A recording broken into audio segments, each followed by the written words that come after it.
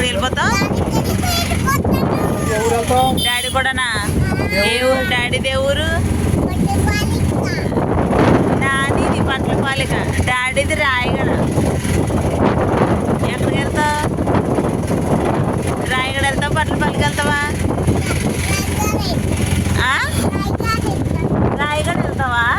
ఎలా వెళ్తావు రాయగడ? ఏంటి? బస్ ఎక్కుతావా ట్రైన్ ఎక్కుతావా? బస్ ఎక్కి వెళ్తావా ట్రైన్ ఎక్కి వెళ్తావా? ట్రైన్ ఎక్కి వెళ్తావా? బట్టలపాలికి వెళ్ళు, బట్టలపాలికి వెళ్ళు.